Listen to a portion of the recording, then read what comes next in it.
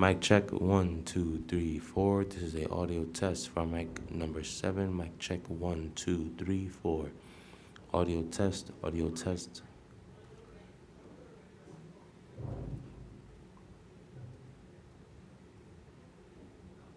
Number 8, you said? Yeah. Oh, I thought you said great.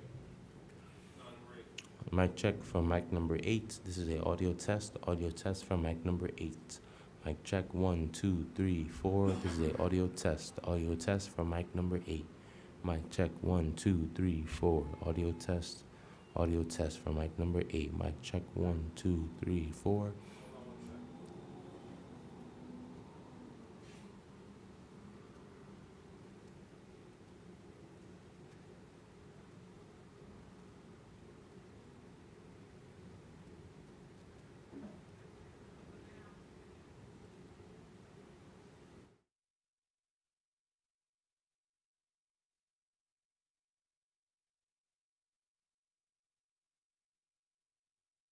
second. Audio test for mic number 8. Mic check.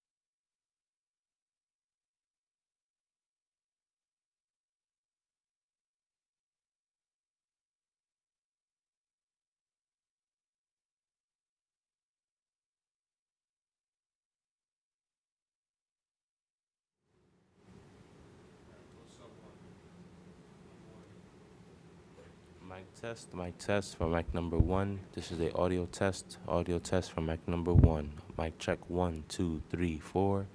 This is a audio test for mic number 1. Mic check for mic number 2. This is a audio test for mic number 2. Mic check 1, 2, 3, 4. This is a audio test for mic number 2. Mic check 1, 2, 3, 4. Audio test for mic number 2. This is a audio 1, 2, 3, 4. Audio test for mic number 2.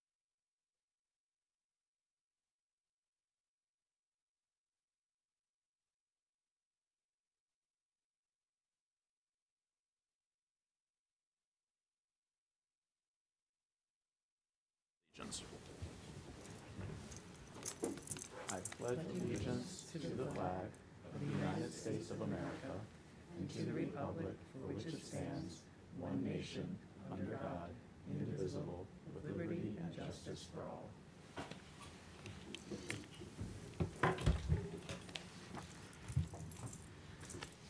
Item 2.3 is reiteration of executive session motions. We entered executive session for the purpose of discussing a collective bargaining item. Okay, 2.4 is opening remarks, so I'll just say welcome. Looking forward to a good budget discussion and hopefully speedy meeting tonight, and lots of Halloween festivities over the next few days. So item 3.1, approval of the minutes of October 11th. Do I have a motion to approve the minutes? So moved. Second. All in favor? Aye. Any opposed or abstentions? No. And I had a suggestion to move up public comment. Yeah, so we can go ahead and do public comment now. If you can say your name and address. Hey there. My name is Chris Perlman. I live at 205 Nyack Avenue in Pelham. I'm here tonight to follow up on an email exchange I had with members of the school board, school administration, and Pelham community leaders.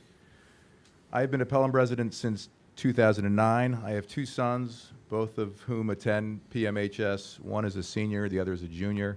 They both play sports. One runs cross country and track, the other plays soccer and lacrosse. They, along with scores of other children from Pelham, attend practices and games at Glover Field.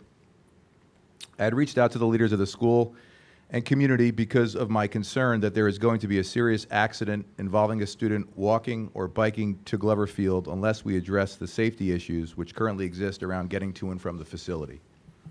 As you all know, to get to Glover by foot, you need to cross past the entrance and exit to the Hutchinson River Parkway on Sanford Boulevard. Exiting cars often make a right on red without looking for pedestrians, and if the light is green, are often driving at a considerable speed. Cars getting onto the hutch are coming from both directions and navigating a tricky and confusing entrance. The new football stadium across the street in Mount Vernon has led to increased traffic. If you've ever walked there, you are well aware of how difficult this intersection can be to navigate. On multiple occasions, I have witnessed students crossing who have nearly gotten hit by a car legally exiting the hutch. I would like to commend the school and town leadership for addressing the first issue I had raised with regards to the safety of that intersection, which is fixing the button which activates the crosswalk light, which had been broken for well over 2 years. Having addressed this initial issue, the other element of safety at the intersection, which must be addressed immediately, is the need to have an adult there to help the students cross safely, whether it be a police officer, constable, or crossing guard.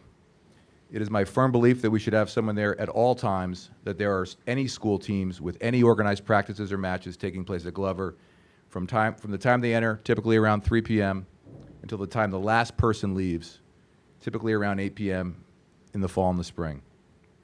Having someone there just when students arrive, but not when they leave, is not acceptable. It would be like having crossing guards around our schools in the morning when they arrive, but not in the afternoon when they are dismissed. This is particularly important because it is often dark when our student athletes are leaving Glover and the intersection is poorly lit and pedestrians and cyclists are difficult to see. Just over a week ago, I, like hundreds of others from our community, attended our homecoming football game on Friday night.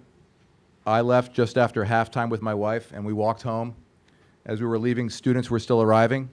There was no one to help cross, and this was a bit after 8 p.m. The week before, the boys' varsity soccer team had home games Monday, Tuesday, and Thursday that ended around 7:15. Those same nights, girls' varsity soccer, JV football, and field hockey all had games going on concurrently that finished after 7 p.m. as well. The following Tuesday, both boys and girls' varsity soccer had games which ended at 7:15. Each night when we left Glover, there was no constable there, and many kids were walking and biking home in the dark. The same is true on every other night of the week when games don't take place, but practice ends at around 7:30. My son bikes home, and every night I hold my breath until he walks in the door because I am concerned about him getting home safely, as I simply don't believe the current setup adequately protects him.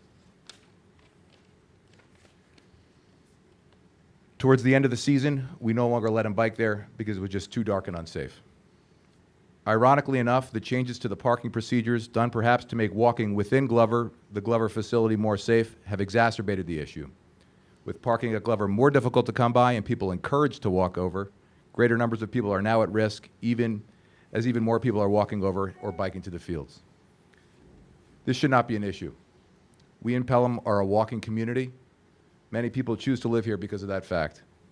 As you know, we have no busing, so the kids get to and from school. The way they get there is by walking, riding a bike, or getting a ride. Yet, because of a lack of police presence or crossing guard, walking or biking there is extremely dangerous. We are putting our children's safety at risk. I am aware there's a town constable who is typically there when students arrive to practice. Quite simply, they need to stay until the last student leaves.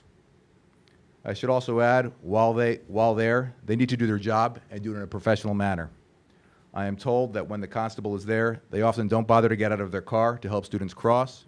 Perhaps worse still, I have heard that they often work with their AirPods in, and on multiple occasions have been seen vaping while they work.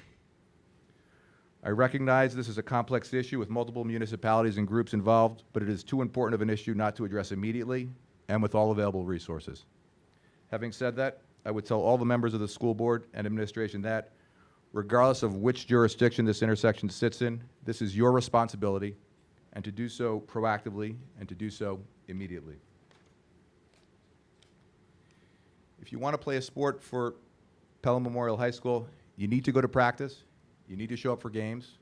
If you want to play soccer, football, tennis, field hockey, lacrosse, baseball, cross country, and track and field as a student in our school, you need to go to Glover, because that's where our school's fields are located.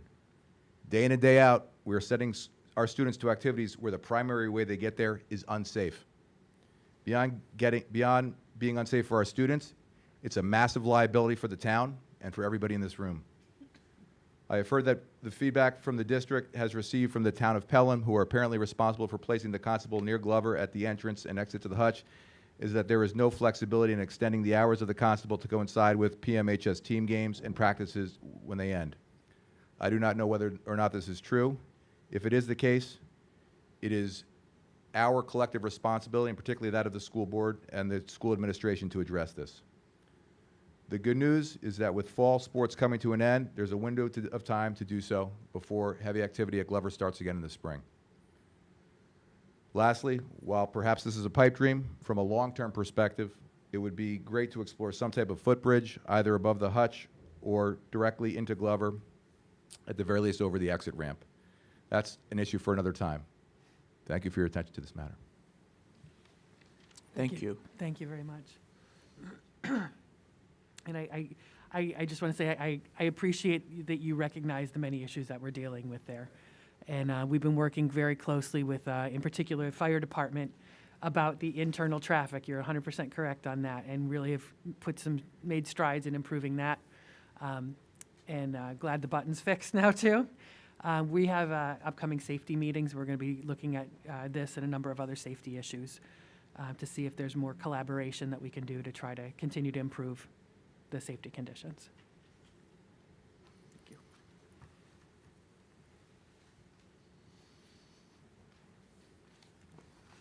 And just for clarification, that the constables are employed or controlled by which municipality? By the town of Pelham. Okay. All right.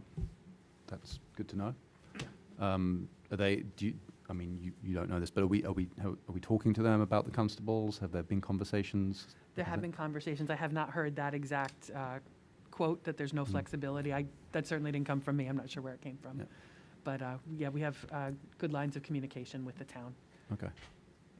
Yeah. I don't know if I can call the comments over, but if I could just suggest you assign somebody from your board or from your administration to work on this, because, sorry. Yeah. I don't know when public comments end and how much back and forth there is, what the protocol is, but I'd suggest a blanket, we'll look into it. I've heard that for a while. I'd suggest putting somebody on it immediately. choosing somebody and giving them the responsibility to Yeah. take care of it. And that's where our safety committee, it kind of it answers that question. Jim heads up our safety committee, and members of the Board of Education are on that safety committee. So they will take that up. Thank you. Thanks. Thank you. Up to my report, I think. Yeah, so 4.1 is superintendent's report. Okay. Right, thank you very much. And again, thank you for adjusting tonight. Tonight was supposed to be a work session, but we've postponed that and just have a budget discussion tonight as part of a regular business meeting. But before we dive into that, I don't know if people realized or not, this week is New York State School Board Appreciation Week.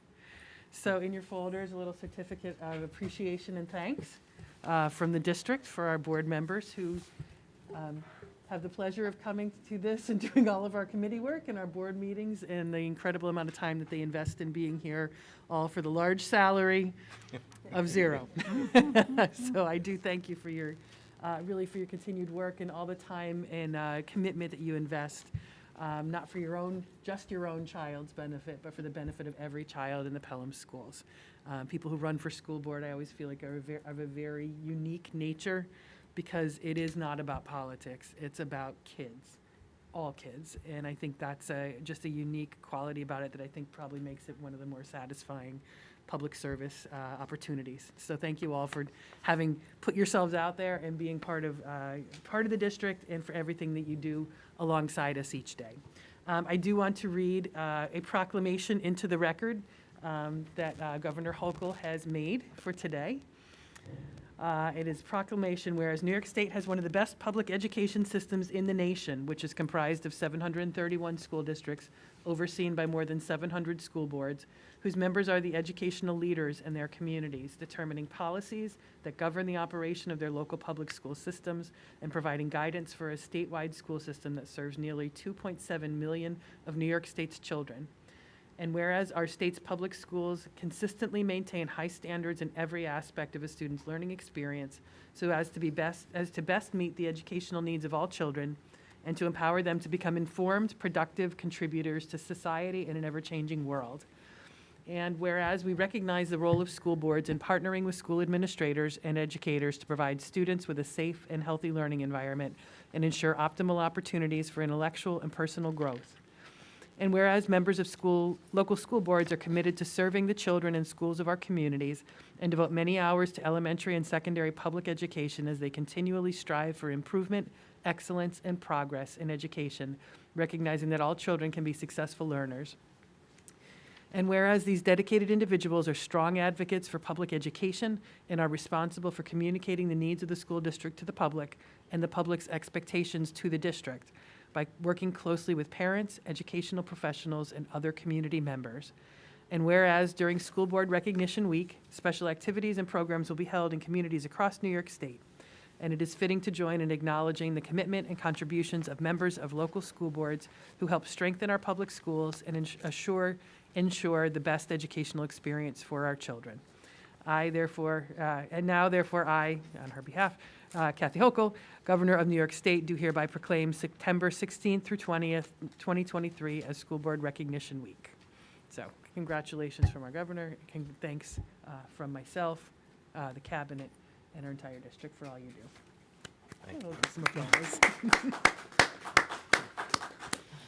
Thank you. A few more items tonight. Starting with some recognitions, and I think on the heels of our communications audit, this is something the folks should be a little bit proud of. Prior to our audit, the district submitted to NSPRA, the New York State School New York Schools Public Relations Association. It's the same organization that actually conducted our audit. They offer awards opportunities each year. So the district did submit, and Pelham was selected to win 3 of those communications awards for work done in the past school year. So those specific awards were the Award of Excellence for our Budget Bond newsletter, which was designed and created by Alex Wolf and Beth Pollock, our graphic designer. We also won the Award of Merit for a strategic campaign for the district medical incident. As you might remember, this was for the crisis communications during the aftermath of students becoming ill at the high school last year. And that was submitted for the work that Alex and I did together. Award of Merit for strategic campaign, and I know the board will remember this as well, the Defining Excellence campaign that we did throughout last year, community engagement. So this was presentations, promotional materials, the World Cafe community event, the video that we used as part of the work session panel discussion, and the board wrap-up article, all were part and parcel of that communications plan. And again, that was work done by myself, Dr. Bowman, and Alex. So congratulations and extreme thanks to Alex. He's not with us tonight, but he continues to do excellent work and to continue to want to grow in his practice. And he's really been doing some great, just leading us in some great directions. He and I had a chance to sit down today and to kind of review our progress on our own internal strategic plan that we've created in his area related to the initial implementation of recommendations from the audit. So it's nice to see kind of where we were on track, make some adjustments, and just to keep ourselves really on pace. So congratulations really to Alex and to all of us as a district for the pieces of the puzzle that we all play in that.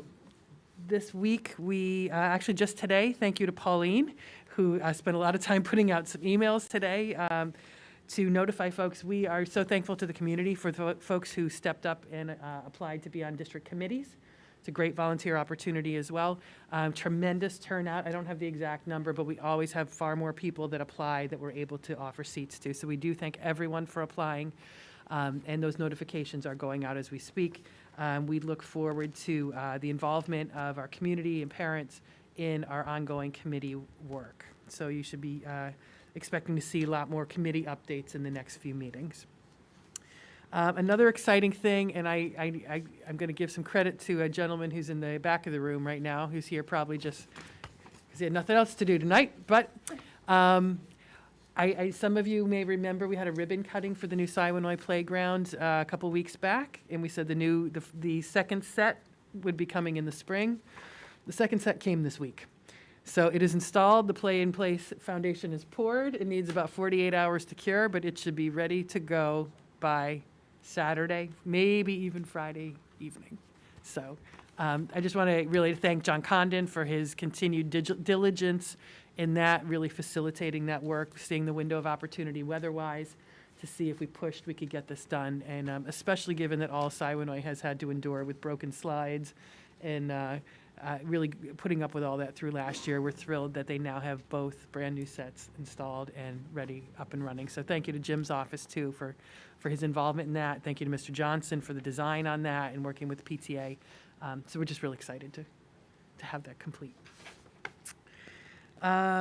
One student exciting thing to start off the year with, you're going to hear this throughout the year as well, as we always do, the Pelham Memorial High School forensics team. The forensics speech team competed at Hugh McAvoy Memorial Tournament at the Bronx High School of Science this past weekend. Over 600 students competed in various categories, and congratulations go to junior Christopher O'Meara for winning 5th place overall in congressional debate. Very exciting for Chris. Yes, that's the beginning of what I'm sure will be many, many awards coming our way. Only one other item I wanted to mention tonight. I know that there was a little bit of a conversation on social media, some questions about, just good questions following certainly our presentation last time, but there was a debate about Regents diplomas. And I just wanted to remind folks, and many folks do know this, the requirements for graduation are set by, the requirements for diplomas are set by New York State. There's Regents diplomas, there's different types of diplomas, there's different pathways to diplomas. That is all overseen and determined and handed to us through regulation by New York State.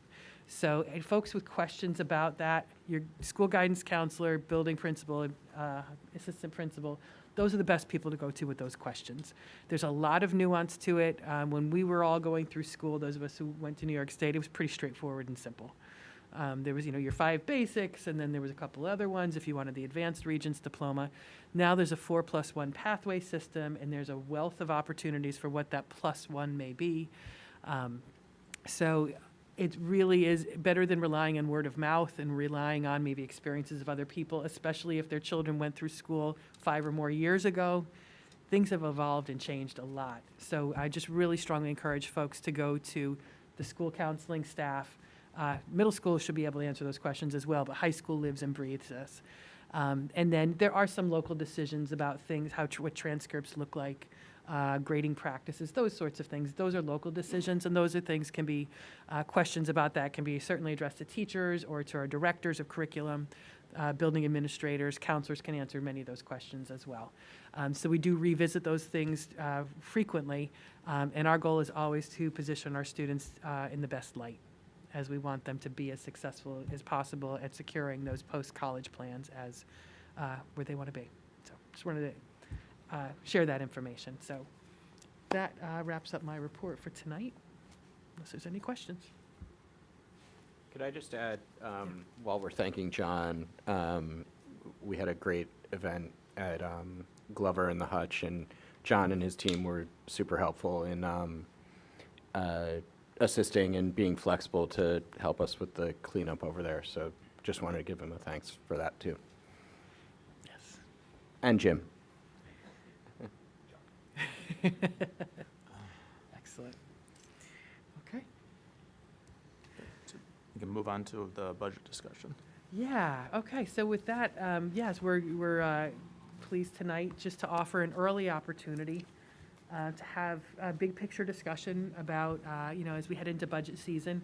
I know for the business office, the budget vote is usually second Tuesday, third Tuesday in May, and then the budget cycle starts for the next year, pretty much the next day. So, but this is earlier than we've traditionally had a conversation, but I think we welcome the opportunity now for a conversation so that we can understand as we head into the meat of that process, really the big picture, what are, the board's priorities, values, really strategic thoughts and ideas about what you want us to keep in mind as we head into the budget season. So Jim's got just a really brief couple slides to kind of tee us up for the conversation, set a little bit of stage of process, context, timing, some big key pieces of the puzzle that are important to know, and then we'll open it up for a little bit of discussion. Okay, thank you. So there's a lot of small print here for members of the board. I've also emailed this presentation to you. You'll have a PDF of it. And for members of the public, that'll be in board docs as well. But I just have a short deck here just to kind of set the table on things we're looking at as we develop our budget. And we're in the early stages right now. And as we look at this budget development process, as you see it, in the September-October timeframe, really what we're looking is we're working on the development of our long-range plan, because that kind of lets us know directionally where we're seeing things with financial results and what to expect in the out years. We also can begin to send requests out for budget information to our key administrators. And then, as you see here in bold, you'll see Board of Ed input on policy and budget priorities. And that's something that that's part of the discussion this evening. Early next week, we'll be sending out the budget request to each of the departments. There's about a month's time frame for those departments to turn those requests around. We'll request them around the December 15th time frame. We build in some flexibility because it's very busy at that time of year, but certainly by the end of December, we won't have all of our budget requests from our departments. Again, as you see there in bold, there's something that says key info received. That is our TRS rates. TRS stands for Teachers Retirement System. All of our teachers participate in the New York State Teachers Retirement System. I don't know, I'm sorry if I missed it. Jim emailed this to the board? Okay. Yes. Thank you. And as members of the Teachers Retirement System, the school district has to make a contribution that's established by the Teachers Retirement System Board. We should get some guidance within the next month on the range of that. In addition to that, we'll start hearing other early information in the December-January timeframe. You're kind of looking at both of those. related to the CPI, the Consumer Price Index, because we work under the tax cap formula since 2012. We should be getting a preliminary New York State budget to give us an understanding of what we can expect preliminarily as far as state aid. We participate in a medical plan. We should have an understanding of what our year-to-year increase we could expect from our medical health insurance provider. And then also, we look at enrollment projections. Where do we see our enrollment on a year-to-year basis? And that that happens in the January timeframe. Also during that timeframe, the superintendent, the assistant superintendents, the administrators, we all meet and we review the budget requests that have been made. In the February timeframe, we'll provide the Board of Ed with the budget calendar, which kind of lists each of the specific steps for the public hearing, when the budget, when the election is held, items such as that. We also continue to work on the budget. As you can see, we provide that information at the end of the Mud Week break, because that week provides a lot of good time for the business office to put those budgets together in the physical format that we make available to the board. And then we're off to the races, because again, we're finishing the student class schedules. Again, those are the kind of final touches on the budget, and go back. Then we're off to the races, because then the superintendent proposes a budget. The Board of Education receives that budget and asks questions and evaluates that budget.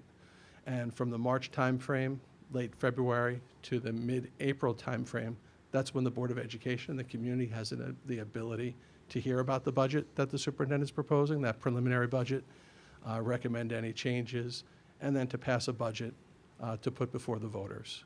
As Dr. Champ said, that vote is in the second, maybe it's the I third. think it might be the third. The third Tuesday in May, when that vote goes before the voters. And again, as you look at it, you'll see those different things that we look at through this budget process and development. So here's things we look at and when we're factors in developing our budget. Again, the budget being in the middle, there's many factors as you go around this circle of the budget development. We've got community priorities, our anticipated enrollments, curriculum mandates. Remember, as part of the New York State Ed provides a number of mandates that we have to provide. Our technology needs, our facility needs, any requirements of our collective bargaining agreements. We've all been facing, we all shop, we all know what's happened with the increased cost of goods and services, so how that's going to impact our budget. Our anticipated state resources, that kind of talks about what we anticipate our state aid to be. Our property tax cap, we have a pretty good idea what that property tax cap will be using certain assumptions based on the CPI, but that becomes finalized and the state comptroller's office gives us that number. Then there's some other things about use of reserve funds, instructional goals, and the vision of the school. So we look at, all of those things are looked at and play a major component in developing the budget for the district. So as you look at this is kind of a walk down memory lane. In 2008, there was a great recession. Certainly, there was an economic downturn, and we saw many layoffs in the industry. We talk about the tax cap, the tax levy cap many times, and that began in 2012. That's when the state had the gap elimination adjustment. And that's also when the state reneged on complying with the court ruling for foundation aid. And that's when, for many years, Pelham was underfunded based on that formula. And that carried on for a number of years until just really 21-22, when in 3 different tranches we saw that aid increase. So the first year was $850,000 in state aid, and that was the beginning of a 3-year commitment. We saw some one-time federal dollars that we saw about, and we've talked about through the budget development cycle that we've used for certain program. And then we've had in 22-23, the phase in the foundation aid, that was an additional $1.5 million in state aid to the district. And then the current budget year, you see the final phase in of foundation aid, plus an adjustment of a foundation of $2 million. So the state has brought us up to that formula over the last 3 years. So what do we do as we develop the budget? Again, we're looking out to the 24-25 through 27-28 time period. Certainly, we're only budgeting for 1 year. We're not budgeting for 2 years like some institutions do, not schools. Early discussions and early things of what we're hearing about is that we should not anticipate additional state aid. In fact, not an additional increase, a percentage increase as well, but we should expect flat aid from the state year to year. We know that we've just about exhausted all of those one-time funds. And then, of course, you watch the news, read the Wall Street Journal, and there's always discussion of perhaps an economic downturn and things that can impact that. Where will interest rates be? Will costs continue to increase? Will we continue to see inflation where it is? What is enrollment going to look like in the district? How are the state finances? And is that going to impact how they fund us years moving forward? And then the impact of the overall global economy. What are we going to see? Certainly we hear a lot about what's happening in the world, and what could that impact be on the local economy and our district with regard to different levels of funding. This slide that you see now is just kind of a look at what our CPI was or has been going back to September of '03. So the CPI for 2023 is projected at 3.93%. Based upon the tax cap formula, the levy, so the number that we would plug in is 2%. And I think we just want to be mindful and careful that the 2% that we talk about is one portion of the tax cap formula. It doesn't mean that the tax is going to be exclusively 2%. There's other factors and inputs and outputs, but it does create a ceiling upon which the district can raise taxes with a simple majority budget. If the district so chose to go beyond that, you need to pierce a cap with a supermajority. In our time here, that's nothing that the district has proposed, and I don't think that's anything that's going to be discussed this evening at this time, and not on the table right now. And again, just last but not least, just really our key dates as we look at it. We're distributing our budget materials. Those will come back to us in mid-December. We're going to review that in the January-February timeframe, and then the superintendent's will provide that to the board. And again, then we're off to the races with the long budget meetings and a lot of finance committee meetings, community input, and alike. Thank you. Thank you, Jim. Thanks for that overview. So, that really we just wanted to provide as context, certainly for the board as well as the community, and wanted at that point really to kind of open it up to conversation with the board about, share the question that I posed at the beginning. What values or priorities or strategic direction would you like to see us keep in mind as we head through this process that Jim has now laid out through these next couple of months in particular as we work to begin to assemble the budget for next year?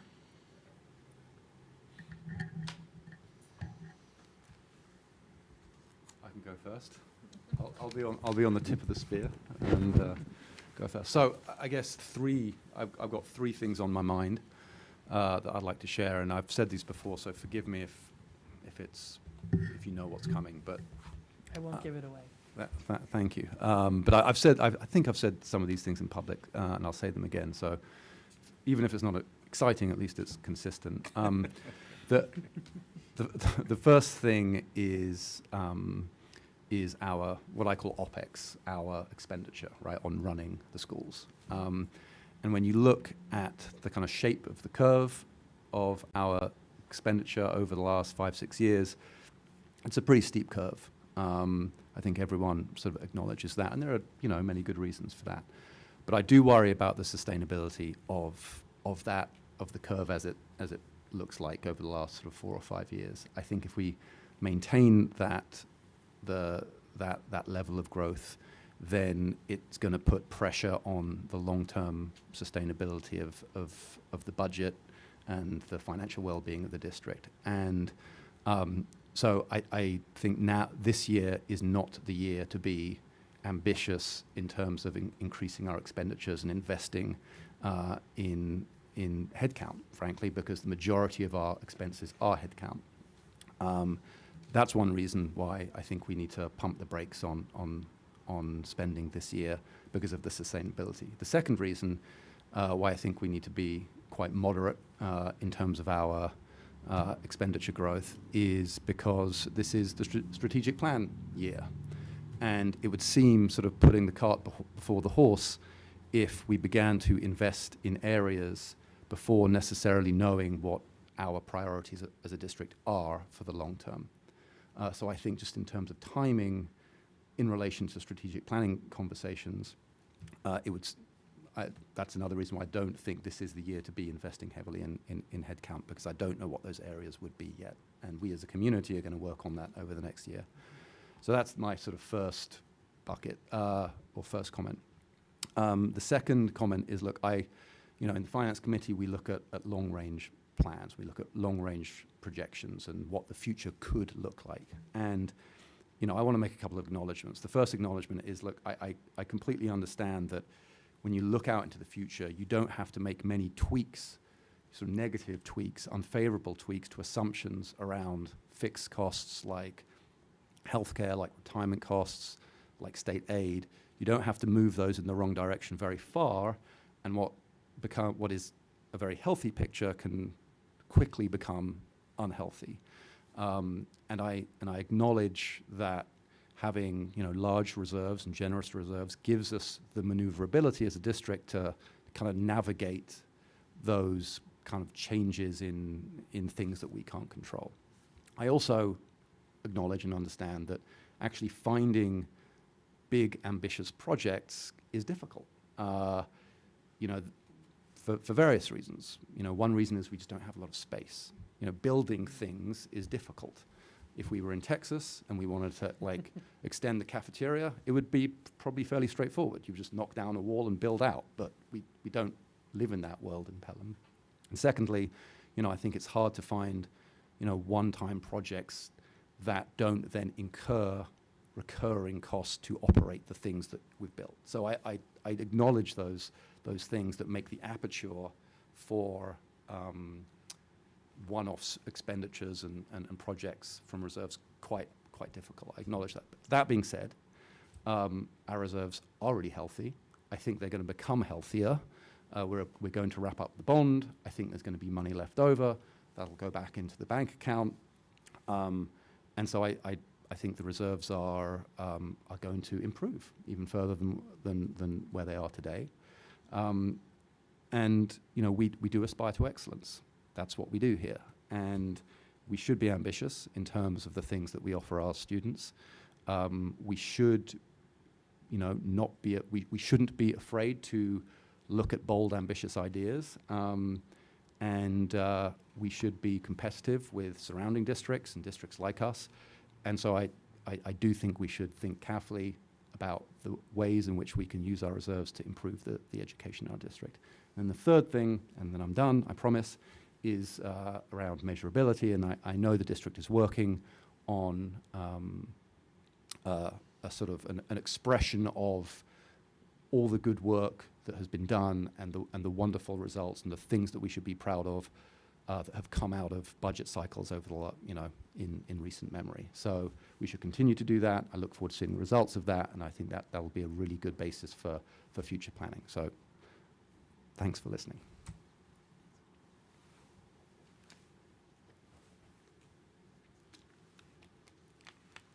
Can I ask? I would concur with most of those points. We are in this strange moment that we're going to be doing strategic planning this year, but the implications for the strategic plan won't affect the budget for 24-25. So what's the date that we think we will have completed all the discussions related to the strategic plan? Because it would be interesting if we do know what our projected budget will be for 24-25 before we finalize the strategic plan going forward. Do we have a sense of when we will actually finalize that? Not yet. I guess it's possible, I guess, is the first thought I had. The RFP for Strategic Planning Services is still out right now. We're still accepting response. I think we've got another week, end of next week. Okay, and then we'll have a review process. So I think that usually is, a couple weeks from that point. And then I anticipate, I would anticipate at least a few applications for us to review, possibly interview, consultants. This calendar year. Yes, oh, definitely. Yeah. Yeah, I would say before November's out.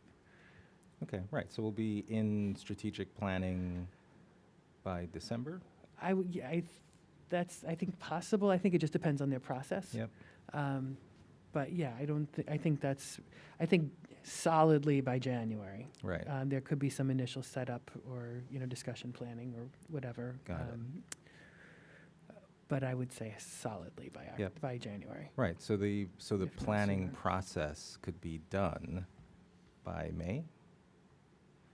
Yeah, again, just depending on the process Yep. that's laid out in the milestone timelines, yeah. Yeah. And I guess that's the challenge. I think back to last time, which is my only specific experience. I don't know, Steve may have been there the prior year. We did have a draft of basically in essence, what was being recommended from the administrators to the board. That was wrapped up in June. Even if we were to have it in hand for May, by that point, so much is set about the budget. Yeah. So, to honestly have it in time to impact the design, assuming there's something major, if there's Mhm. small tweaks, Yeah. we do have some flexibility up until budget adoption, and even then, there's a little, there's always a little bit of change along the way. Trying to think to give you I think honestly by January, we're assembling it. February is the first presentation of it to the board. Yep. So that really would be Yep.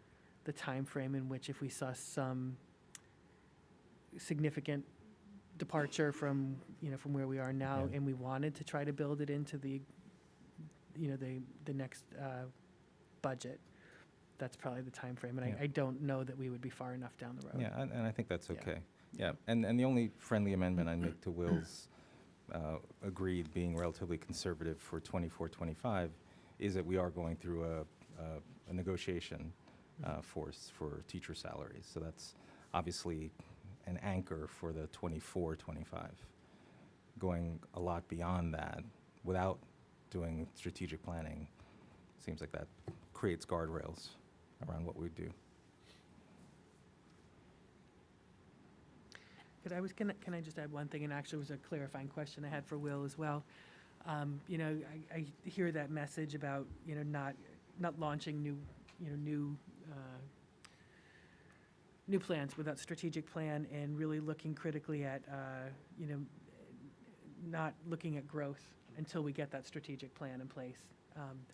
There may be, I guess my question to you is, if there are some natural continuations or extensions of current program that may, show an ask for some staffing as we go through this process, do you see that as something that's new and you're steering us away from, or is there an openness to continued growth of things that were already on a path within reason? Look, I mean, nothing I said is absolute, Yeah. and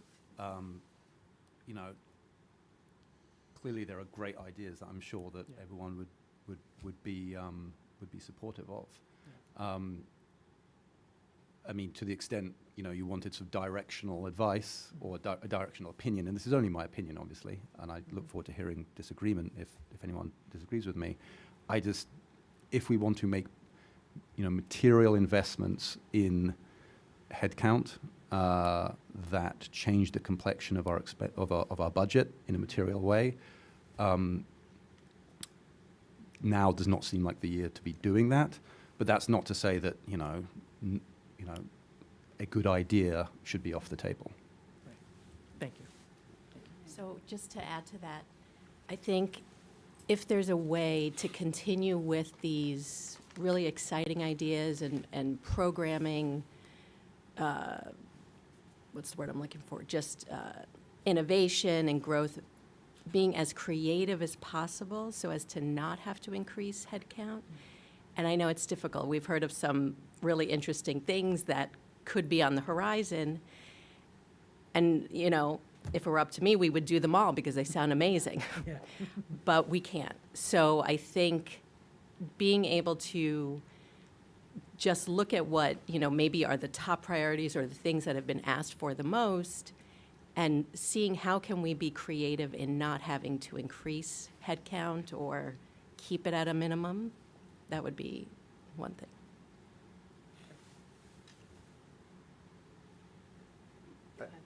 I agree with what people have said so far, and I think on that last question, to me, that, I'm not sure if this is what you were getting at, but, I know we've talked about areas where there's been a lot of interest, and then there's been, there's like a natural progression to what might come next as a result of, classes that are in high demand and the like. And then, the flip side of that is there are other classes that are less in demand as a result, and so maybe there's some opportunity to really be thoughtful about what the trade-offs are and maybe reallocating resources rather than just growing resources to fill that need. I don't know, defer to other people on whether they agree with that or not, but that's sort of how I think about that topic. And then the other thing that I wanted to talk about a little bit, which is a little more maybe process or strategic in terms of how we think about this more broadly. So when we're, if I were doing this from scratch, I guess I would say I would want the board to sit down and agree amongst ourselves on like a couple key academic priorities. Maybe that's, we're going to have the number of high school kids who are not proficient by the end of sophomore year. That's a random goal, but like agreeing amongst ourselves on what we think is important in terms of academic goals for improvement within the district over a period of time, whatever that is, and then working with the administration to understand what we would need to do programmatically and in terms of headcount or whatever it is to make that happen, and then start thinking about how do we find the dollars to do that. I think that'll be to some extent informed by the strategic plan, but I feel like this is like another level of detail beyond where the strategic plan's more high level. But would also be informed probably by the conversation we're going to have at the next meeting about strategic goals for the district. But I'd like to see something on academics that's maybe a little more board-driven in terms of goal setting and then working with the administration on how to make it happen. And so that's, to me, sort of a longer-term project to look at budgeting and how we're doing it, and sort of an incremental consideration beyond just the program that we have in place and continuing with the high quality that we have today. I don't know if that was long-winded, but hopefully helpful. Yeah, no, I think I know where you're going with that. One of the things that I'm working on that we'll be sharing during that work session is kind of some theories of action. And when you say that, that's kind of what I'm hearing. If we want to achieve these outcomes, what is our theory of action about if we do this, then this will happen? So what I I'm agree hoping with is- that, and agreeing amongst us on what the goalpost is that we're trying to get to. Yeah. Yep. More to come on that. So I have similar themes, budget, sustainability. Jim talked about state aid will probably remain flat. We have like our interest revenue staying the same, but that could change at some point. We really need to be, if we want to keep tax cap compliant budgets for as long as possible, we have to be mindful of the growth rate with regards to that. And then not only the strategic plan we have this year, but we're also doing the facilities plan. So just keeping the budget in a spot where we're in a good position, right, to borrow money or go and do some bold moves, like you were saying, with the results of the strategic plan and the facilities plan. That's something to keep in mind as we move forward. So I agree with everything everyone pretty much has said, especially with Will and Jackie. We're in a position where we have to be very conservative. We have to remain headcount neutral. However, we cannot forget about our students, and we have to, like Will said, think bold and really think about our strategic plan that's coming up. We have great programming. We should keep those. We are also in a position where we have these excellent reserves because we have been conservative for many years. We all thought about, well, when will be the time to use it? And it appears like, well, now we're in a position where if perhaps we have to use them, there they are. So while I do recommend we have to be extremely conservative and headcount neutral, I also want us to think about, how do we also improve at the same time? And I know that's probably a very big challenge and a very big task, but we have to definitely think about how do we develop these great programs that are going to get our students to the top, and I know we keep, comparing ourselves to these top school districts, and we're almost there. I mean, if anyone says like we don't measure to like other school districts in Lower Westchester, I will probably disagree right now because of the level our students have achieved.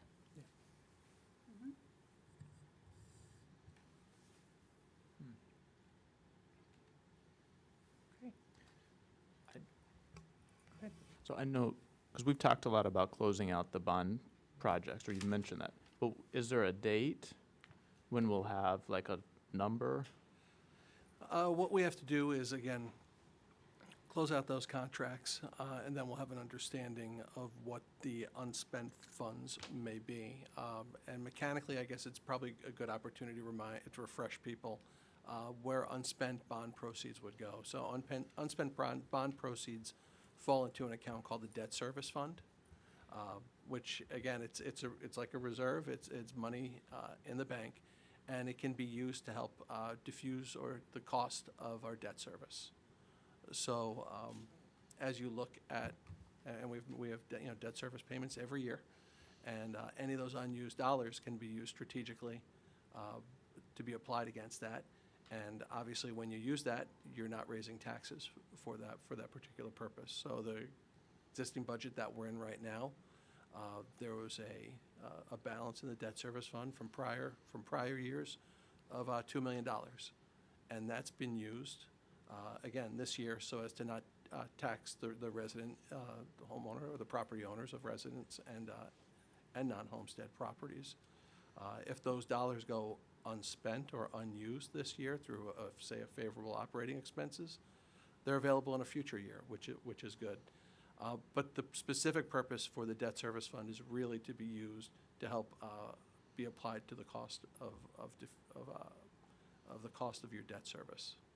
So it's not like you could take those dollars and use it for your operating expenses for, say, the lights or utilities or transportation for athletics or something. But what date will we know? Well, there's nothing more that I like to do than give you an exact date. But we're working with contractors who are at the end of a contract or the end of a project. They're tough it's difficult to have them come in, and we are working to do that. So I would say my first goal of when to do that was a year ago. Obviously, that has not happened. I think we're pretty close on Prospect Hill right now. We've certainly done it at Glover. What we need to do now is close out the renovation work that was just completed in the high school here, and then also at Hutchinson. There's still a few outside items. As I think about top of my head, some of the punch list items at the building, and then top of the stairs at Lincoln Avenue, there's a piece of bluestone, and I look at it every time when I drive by, wondering when that's going to show up. But again, it's tough to get a contractor to show up who's done all that work to then say, I'm gonna take time to do that, even though it could be part of their responsibility.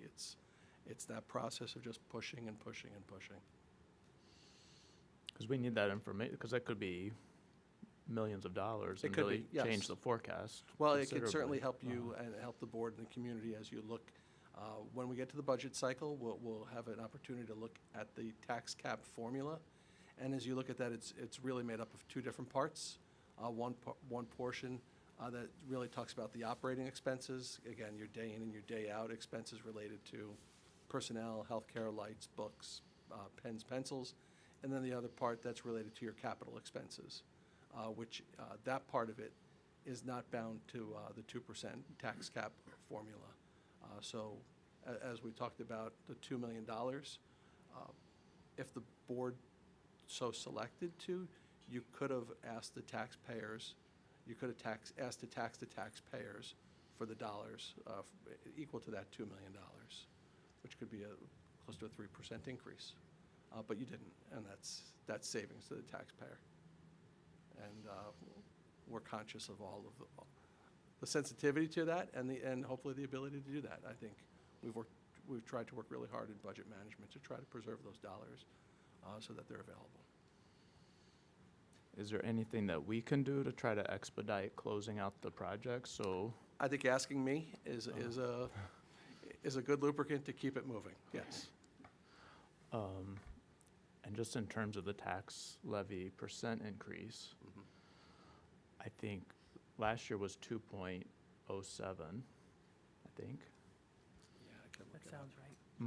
But I think around 2% is, Yeah, would be an again, an acceptable number. Do other people have any thoughts about? and as I could say, there's a couple of different components to that tax cap formula. Part of it is your operating expenses. There's allowable exclusions. I talked about our pension expenses.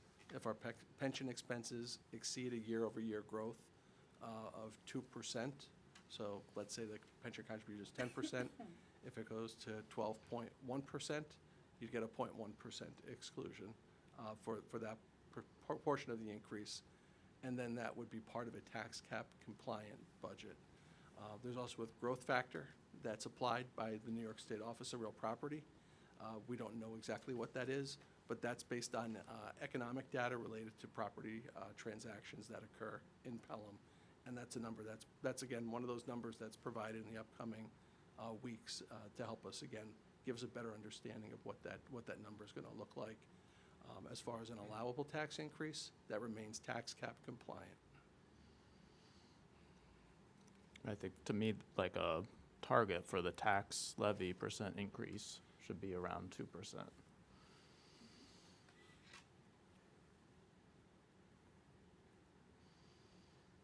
And so our next meeting, we're discussing, what is the plan for that exactly? The next meeting, I think, is a regular business meeting. Okay, but you were saying the- the work session? Yeah, we're going to do a work session on November 29th. And really that's to take a look at, trying to come up with a catchy name for it, but basically the investments from the last two strategic plans. So a look at kind of the story of the Pelham schools for the last 10 years and the investments that were made over those last two strategic plans and how the student experience and the teaching and learning experience has evolved over those plans, over those years. So it's a little bit of kind of Pelham past, present, and probably planting some seeds for future, again, knowing that we're heading into strategic planning and trying to highlight some of those foundational pieces that we think have been most beneficial to students, and I think that provide foundation that we want to consider building upon as we move forward. So we're going to try to make it a little bit more interactive than as opposed to just a presentation, but we're still working on structure for that. But it does seem very important. I mean, if we're talking about keeping headcount neutral, you know, we can't just think about the direct dollar and cent cost. Exactly. There's also the opportunity cost of how some of those dollars could be deployed, you know, maybe in different ways. So, yeah, I think it makes sense, especially, you know, in the last year of the strategic plan to do sort of an evaluation Yes. of, Yeah. you know, an assessment. Okay. Yes. Yeah, I don't know if it's There you go. summative or formative. I guess it's summative. It would be, well, it's definitely qualitative. Oh, okay. It should be formative, but summative, then you're ending everything. Okay.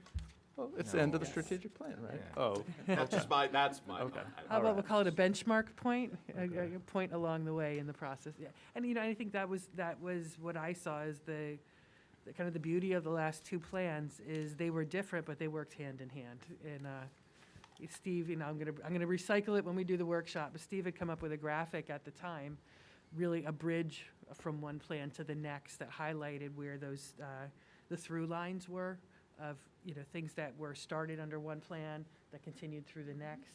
And I think what I'm hoping you'll see is those through lines in particular really have resulted in a significantly different experience in some cases for students and for teachers than what was in place before. So I'm going to save the highlights of that, but we had a really exciting, I thought it was a really productive administrative cabinet meeting, because a lot of this is also celebratory. Whether folks have been, administrators with us for the last, 1 year, 2 years, or 15 years, everybody's had their fingerprints on this and a hand in the work. So I think it was nice to see what we set out to do and now what the experience of, especially for a student is. Whether it's, our elementary schools, students moving from, K into the secondary years, or the experiences that our high school kids now have, and how that differs from where we were 5-10 years ago. So I think hopefully we'll hit the mark on what you're looking for to see that investment and how it's grown. Okay, My only other thought. Oh, sorry, I didn't mean to cut you off. So this, I'm gonna totally do a U-turn, but, we have heard a lot from kindergarten parents about, the experience in the kindergarten class and class size. So that's another topic on my mind. Yeah, and that is a topic on ours as well. And I think that will be, we talked in Finance Committee, I haven't heard the word come up yet today, but I think as we head into the budget process, and I appreciate the fact that it's not people haven't asked for a hard and fast, no, because I think we're going to have to grapple with some, competing priorities of where resources need to go. But I think scrutiny was the word I was thinking for. We recognize that if there are going to be any considered ads, that there's going to be a heightened level of scrutiny on what those are for and why. But I do think that is something that will have to be grappled with as part of the discussion. So it's on our minds too.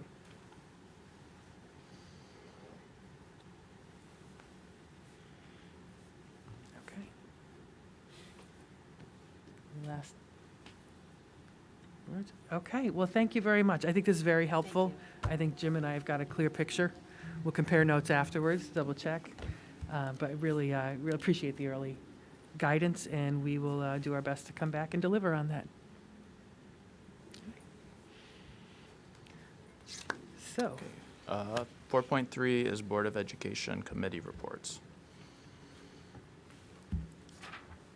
Finance? Sure. We just talked about finance, but, yeah, sorry. But we did meet, was it yesterday? Yesterday. Yesterday morning, and we talked about the fund balance projection. I think we also touched on that in our comments. And we also reviewed a 5-year financial projection looking at scenarios of how the financial picture could look depending upon tweaking or changing various assumptions. And again, I think that fed into certainly one of my comments, but those were the two areas that we discussed.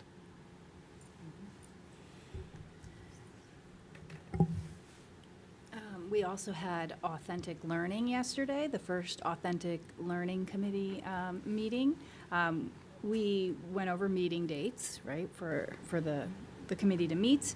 And we also went over course proposals.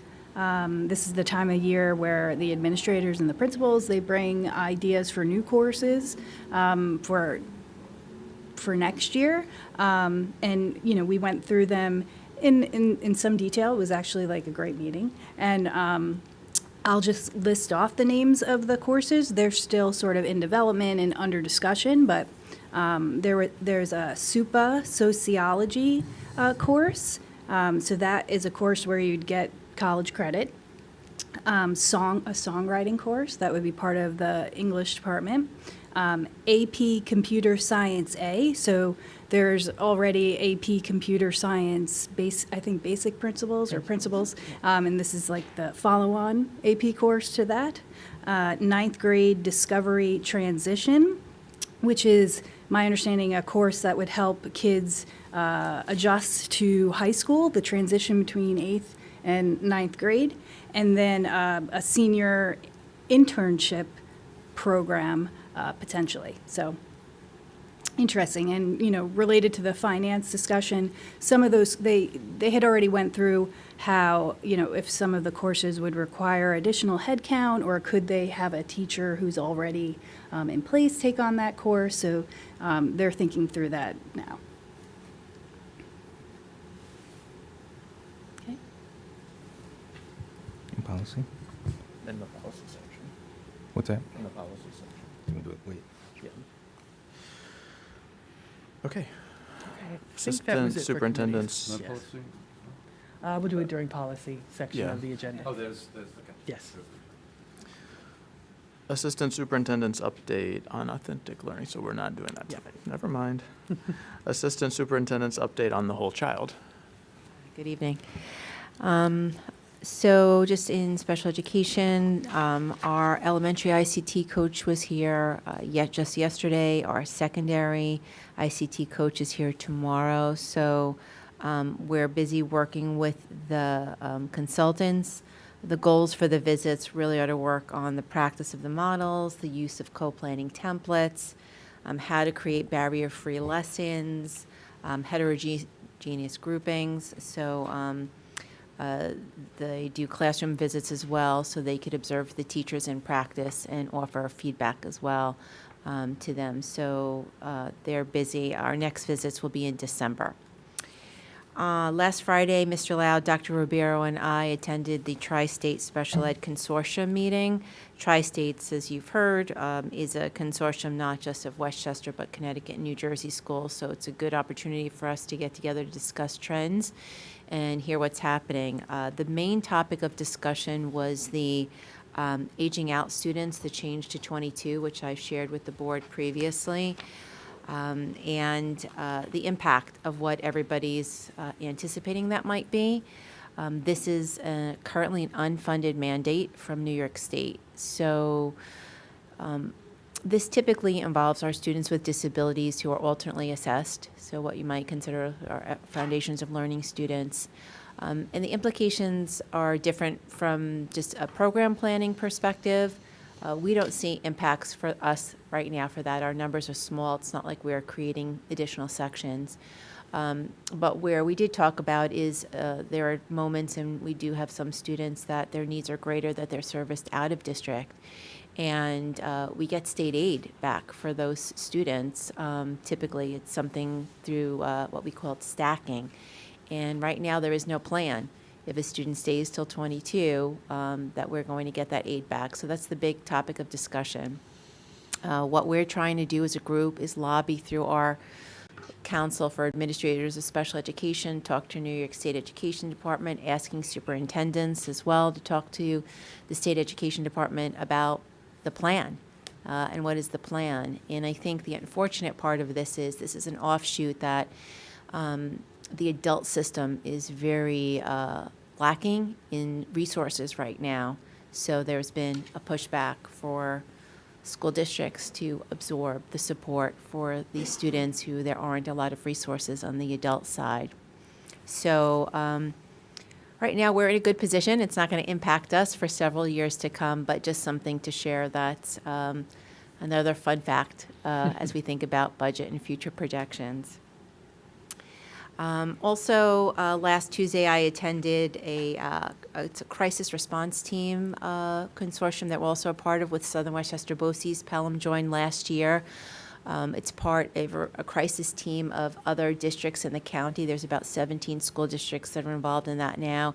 And what that is the ability, we train people, every district trains people, and if there is a crisis that may occur where a district may need more support that they have in-house, you can call upon a district to deploy people.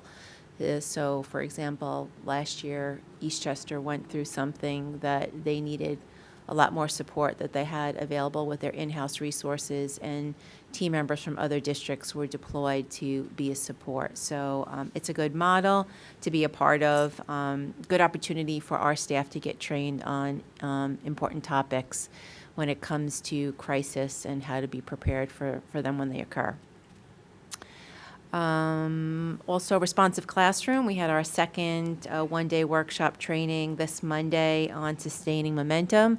We've got 2 more workshops planned for this year in the spring. So Earl was here working with a cohort of teachers on Monday. The next 2 workshops are going to be about connecting morning meeting to academics. So that'll be pretty exciting how we're going to expand the idea of that to impact on academics. So looking forward to that. In the counseling department, we know we talked about the computer-based PSAT that just occurred.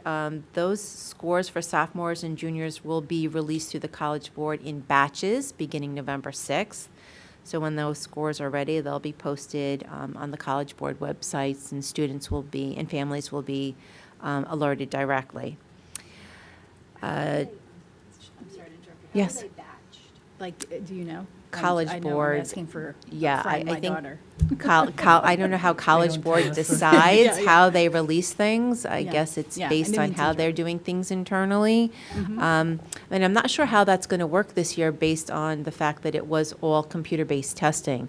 They had a lot of glitches on their own side. Yeah, I heard So about it that. will be interesting to see how that works, how it rolls out, if it expedites batches coming out faster or not. Yeah. Okay. Not We'll sure. see. Yeah. Thank you. On October 23rd, we had the joint college fair with Eastchester, which was held in Eastchester. There were over 100 colleges there. It was very well attended. I heard very positive feedback, which is great. Next year, it will be hosted here, so that's exciting. We had also last night the financial aid night. So we had Mr. Matt Maltesta, who is the Vice President of Enrollment for Union College, who gave a really informative informational session for our parents on financial aid, which is daunting for those of Yeah. you who've been through this, who've had college students. He talked a lot about the changes to FAFSA. There's the FAFSA Simplification Act, which just happened, which is changing the FAFSA form for this year. I think it's going from 108 to like 46 questions, which hopefully will make it better for parents. But there's a pretty significant overhaul of the process. The challenge for this year with the FAFSA for parents who will be applying is that the form doesn't come out till late December or some point in December. So for those parents who are applying with kids for early decision, they really have to think about what's the cost of where they're applying for early decision, because once you apply early decision, you have to withdraw your college applications to other schools, so you're making a commitment. So that's going to be the challenge for this year. There's also a new aid formula that they're using. It's a SAI, a Student Aid Index, which is different what they've used before. And what's different also about FAFSA this year is they are not counting in when they're thinking about family contribution if you have multiple kids in college. That's going away. The CSS profile still considers numbers of students in college. So when you're applying for colleges, you're going to ask, some of the great pieces of advice that he gave as well is when you go on college visits with your student, stop in the financial aid office, ask questions, ask how are they a need-based school? Do they give merit scholarships? What type of loans are they expecting as part of their packages? Are they using the FAFSA, the CSS profile, or a combination of both? It's a pretty complex process. Thankfully, when I had to go through it, my husband did it, so I didn't know much about it. But it is ever-changing. But I think the big takeaways were just, make sure you ask questions when you go on college visits. A lot of times, I was guilty of it. I didn't stop at financial aid offices when I did my tours, but it's important to think about that. He also said, which was also really good advice, don't wait to the spring of your child's senior year to figure out what you can and can't afford, because the last thing you want to do is to be able to say to your student, you got in here, but you can't go there. Sort of really just, thinking about your situation and planning is the best way to go through the process. In the world of nursing, the nurse coordinator and I are working on reviewing updated concussion management. We've got some new concussion management protocols that came out, guidelines that came out last year from the state, which had to do with return to athletics. So Joe Toombs and I met last week. We're meeting again this week to talk about what we need to do and how we need to, if we need to adjust anything. We're also going to be working with our district medical director, Dr. Legue, as far as how our staff is trained in Narcan. There are 3 options that the state gives us to train, 1, 2, and 3. Right now we're in option 3 school, which means we use other community-based organizations to train our staff, and we rely on them for our supply. We're going to work with Dr. Legue to talk about being an option 1 school, which means we're our own trainers, so our internal people will get trained. He, as the medical director, can write our internal orders, and we can get our supply directly from the state, so sort of not have to go through third parties. But there's an application process that we'll have to work on with him, so we will go through that as well. Do you know why they have these 3 different levels? I think they're just offering different options, how they want to train. Some districts want to use other community-based organizations like Westchester County Department of Health, St. Vincent's Hospital. They don't, I guess, want the to deal with having to train internally. There will be a process. We'll have to train our own people to do it, like our nurse coordinator, maybe our safety director. It's not complex to train someone how to use Narcan. It's fairly simple. It's a nasal, I don't know the technical term. It's a nasal injector, nasal spray. So it's not complex, but it's the way they've organized it, so they don't force you into one way. But and I think originally when this came out, it seemed a little bit more daunting to be our own training school. But having gone through this now and seen it for over several years, I don't think that would be the case. And I think we can do it easily on our own. Thank you. That's it. Thank you. 4.6 is Executive Director's update on human resources and. Hi, good evening. So just a few things to note on the agenda this evening. So we do have a few leave of absences that we're recommending the board approve. It's a different trend from, I think, when I started here. We do have, I guess, opposed to when my first job was born 15 years ago, I didn't take paternity leave, right? I did not take time to attend to my daughter, which was probably not the smartest idea. But we do have some members of our teaching staff who will, and we wish them all the best, and they'll return shortly. But meanwhile, we have to do adjustments to some teachers who may be taking overages to cover for those classes for the short term, and we're only talking maybe a few weeks, right, not long term. We actually have to recommending the leave replacement who's been with us for a few years, Michelle Gregorius in math. She's been with us in the past with some leave replacement, so she's fulfilling one of the roles that will be when the teacher's on leave. But the bottom line is that what I really want to share is that the administrators and the teachers have really either stepped up, helped their colleagues, but also they've done some great jobs of finding some leave replacements. So that's kind of one of those constant searches. But if we want to talk about what life here in Pelham was 10 years ago, we didn't really have those type of leaves before. But we're seeing more and more of that today, which I find great and fascinating. Another leave, as you may know, that's pending, is Dr. Titone will be taking a leave of absence for short term. Hopefully she'll be returning in February. We're very happy to recommend Rich Laprine, who's a former AP here, former principal up at Katona's Lewisboro in the high school and also in the middle school up there. And he served as our leave last year before Carrie was hired. So we're happy that he's returning, and he's looking forward to it. So I think it will create just a better level of stability for us, definitely. for the high school. In terms of our, as you know, our staff climate survey launched 2 Mondays ago. We have some new numbers. We have about 37% of our teachers have responded, and about almost 18% of our non-instructional staff, like clericals and support staff and monitors, have participated. We send out reminders weekly, and we hope to get some more participants. But based on what I've heard from our consultant, those numbers aren't bad, let's just say, in terms of the return. But we'd like to see more participation. So we have constant reminders, and we reach out to make sure that we get more participation in that survey. But I think he's been sort of pleased at the consultant, so I'm happy to hear that. But I still want to see greater participation. When we've done those surveys Yeah. in my corporate life, there's always underlying concerns around anonymity. People Yeah. never trust the claim They that don't it's think truly it's anonymous. So really Yes. kind of double down on that message. Yes, definitely. I think that's written about 2 or 3 times in the survey, right?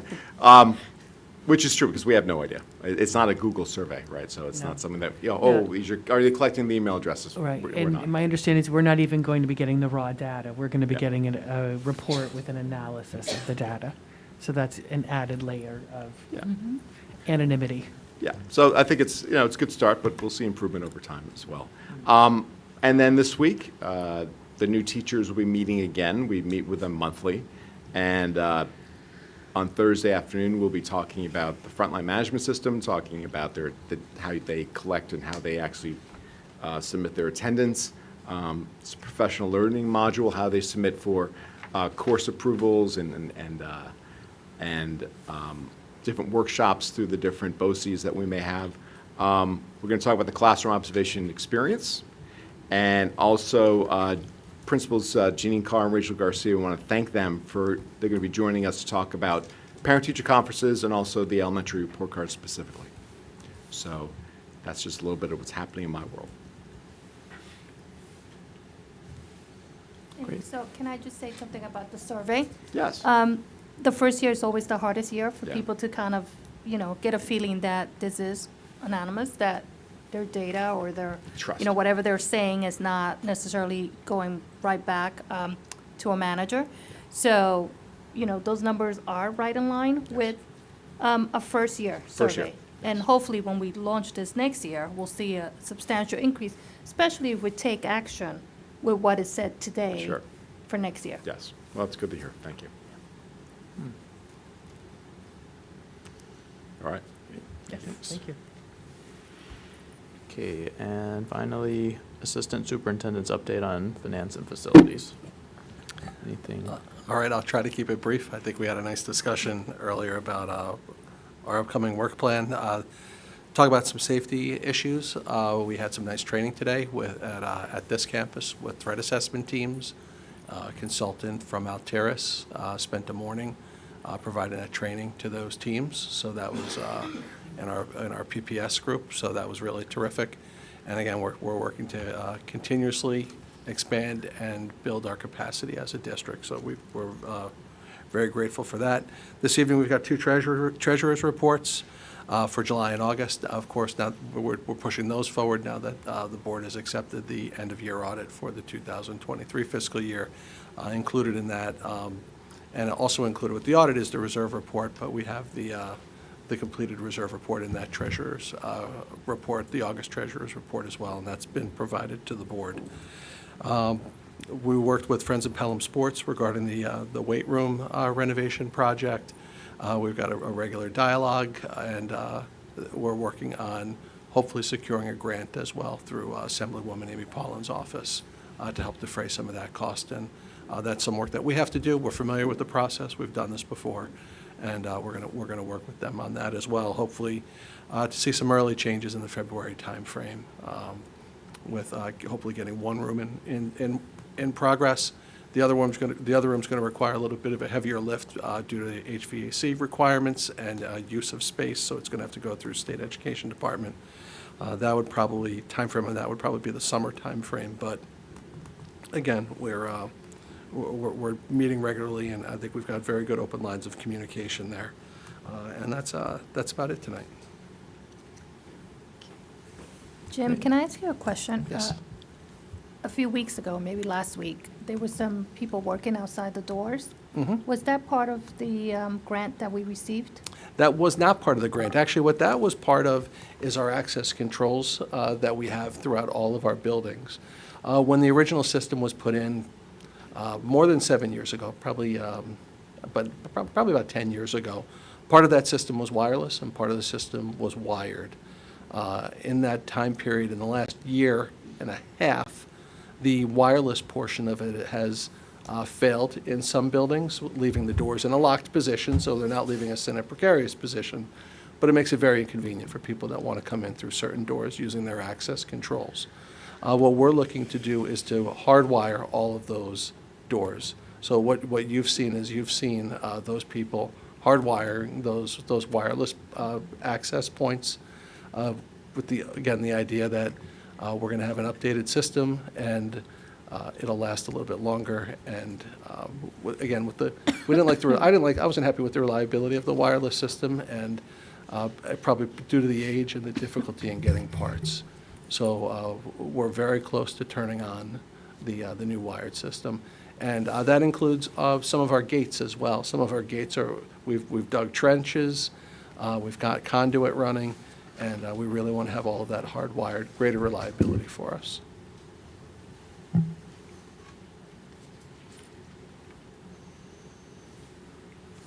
Okay, thank you. Thank you. So we can move on to financial reports and motions. And I would accept a motion to approve items 6.1 through 6.3 as a consent agenda. So moved. Second. And if I could make a point of clarification, Mr. President, I'm sorry. It's the August and September Treasurer's Report. I believe I said July and August. Thank you. Any other comments or questions? All in favor? Aye. Any opposed, abstentions? No. And then I will accept a motion to accept donation. So moved. Second. Okay. And I'll read this. The action states, resolved that upon the recommendation of the superintendent of schools, the Board of Education does hereby accept the monetary donation of $7,841 for a Smart Technology for Music Classrooms grant, and that gratitude be bestowed upon its donor, the Pelham Education Foundation. Also, the Board of Education does hereby accept the monetary donation of $25,480 for the Pelham Memorial High School Academy Plus program for the 2023-24 school year, and that gratitude be bestowed upon its donor, the Friends of the Pelham Civic Association. Yeah. Okay. Any other comments about that? No, we're really just continue to be thankful for the generosity of the Pelham Education Foundation. It's been a great support to us. Okay, all in favor? Aye. Any opposed, abstentions? Nope. Okay, that brings us to policy monitoring and governance. Do you want to cover the first, Dr. Champ? We have to do the first reading of the Oh, sure. Title I Parent and Family Absolutely. Engagement. Yeah, thank you. So this is the Title I Parent and Family Engagement Policy is one that we are required by state law to, maybe federal law actually, to approve on an annual basis, bring to the board for approval on an annual basis. So we reviewed this with the policy committee. We checked in with the principals of the schools that are considered Title I schools for this year, which is Hutchinson Middle School and High School. And they have all confirmed that they have or are in process of completing all the requirements of the policy. So it's coming to you with no recommended changes for tonight.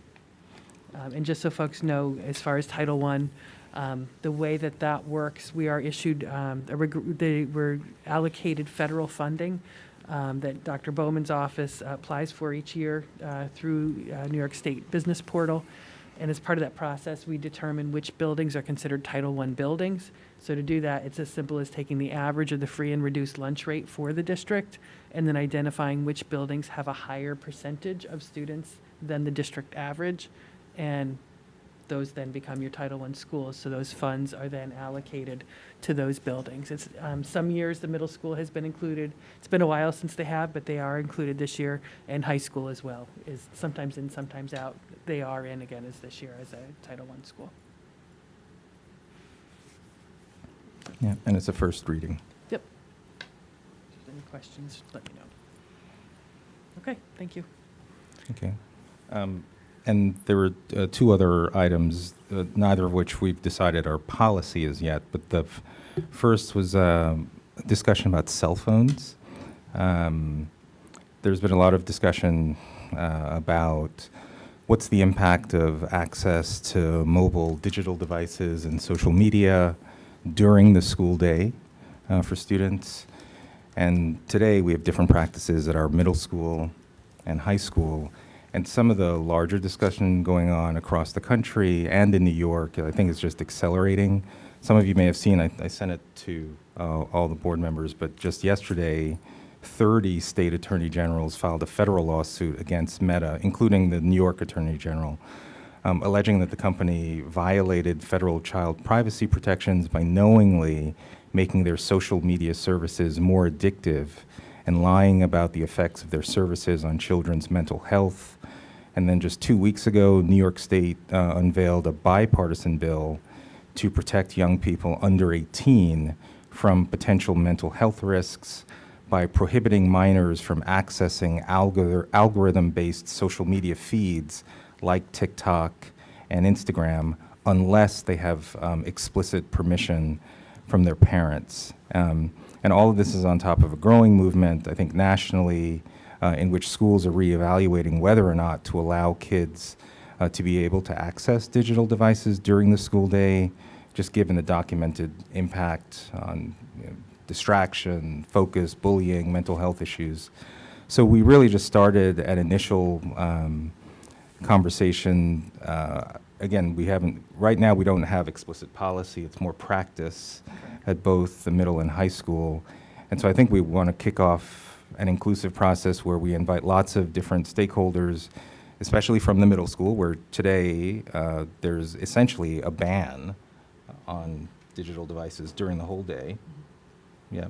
But at the high school, there's prohibitions of cell phone use during class time, unless there's a directed Academic specific, that the teacher has said there's an academic need, but they are allowed in other parts of the day. And I think we want to have a fruitful, robust discussion to see what we want to do to bring the middle school and high school in alignment. Is it policy or practice? I think all TBD. But that we just initiated that conversation in the policy committee. Yeah, and I would just add, I had a very brief follow-up with Mr. Berkowitz. He reminded me that their site-based team actually took this question up last year, and that conversation is what led them to their current practice. Mm-hmm. So they've had some school level, and with the site-based team that does have the shared stakeholders, a small group, it has shared stakeholder representation. So there has been some conversation already at that level about it to Yeah. bring them to where they are. And certainly, I think, to your point, if there's going to be a considered change, I think that broad stakeholder feedback would be Yep. very important. Yep. There's definitely a lot of different perspectives on this. Yep. So, Ian, I know you just mentioned middle school, high school. However, I think the problem now is invading our elementary schools. I know. Yeah. Because in 5th grade, now they're sending mandates home, or in the Watches. elementaries, the smart It's the watches, watches. the kids that have cell phones. So what we think is an upper, I'm with you. secondary campus situation, it is slowly coming down into the elementary schools. I know right now there's, I guess, a guideline of what Right. the principals put out there. Mhm. I would like to see it more into a practice. And I think that is the benefit of the policy, where it could, even if it's just codifying what is currently in practice, that would be a tool to bring the consistency. and help administrators enforce an expectation. And then certainly the question of, Yeah. you know, Yeah, but totally Potential concur. change. This, I only mentioned middle and high school, but absolutely, this is elementary as well. So, funnily enough, while we've been talking, and I promise I didn't stage this, out of the corner of my eye, there is a book over there in the middle The school attention library deficit. called Attention Deficit, How Technology Has Hijacked Our Ability to Concentrate. It's got a very evocative cover with a bunch of... It's not even a mobile device and it got your attention, right? move to the side, Julian. Hone in right on that. Anyway.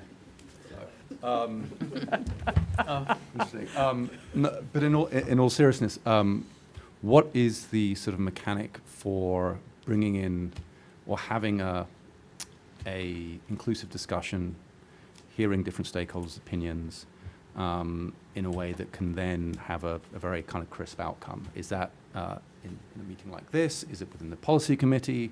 How do we functionally do that? That could be done a lot of different ways. I haven't had time to really talk it out yet with, certainly with the high school administration to see what they would offer as strategies for that.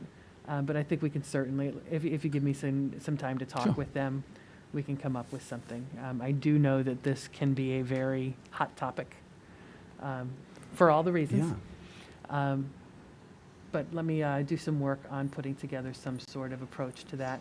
I do think, you know, certainly the starting point being the policy committee, saying, look, we want to consider a policy on this. We want to get some samples, we want to do some surveying and seeing what other schools are doing, how they're handling it, research articles. But then the policy committee could say, look, we need some stakeholder involvement. Can the district work to set up a series of engagement opportunities, whether that's the student government, site-based team, PTA meeting, or Right. specific meetings about the topic in particular. A lot of different approaches, but I'm sure we can come up with one that would provide that Great. broad Thanks. opportunity to break. And I do think working through the committee to start, do we want a policy, yes or no, getting the feedback, and then bringing the feedback back to policy to then shape the policy.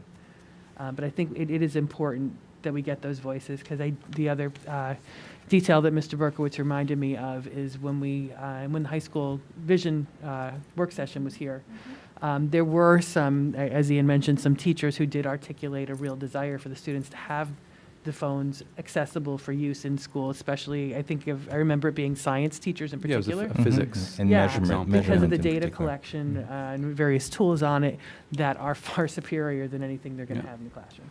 So I think those are all the valid perspectives that we need to be sure to take into consideration. So, Okay. Yeah. Great. Yeah, and I think the balance will, when we think about, because it is interesting, these cases that are now being brought forth, linking cell phone use and addiction to mental health issues. It's just, we just have to figure out what the right balance is to having those tools of measurement versus what the flip side of what it also invites. And what does implementation look like? I mean, easy for us to talk about, we're not the ones in the school who Yeah. have to do the implementation. So, because the policy is only as good as its implementation. So, how does that work? Yeah. What are the, what happens if a student breaches policy? What's the punishment? If there is a punishment, I don't know. Sorry, you can't say punishment, but it's a nuanced Yeah. subject. And then the second topic, similarly, we've had the initial discussion in policy, but we haven't yet decided whether it's policy or practice. But New York State has released revised guidelines regarding transgender students. As these guidelines are advisory only, we began the discussion in policy as to whether or not these guidelines create conflicts with other district policy and practice or increase legal risk in any way. And we're still at the early stages discussing the best path forward.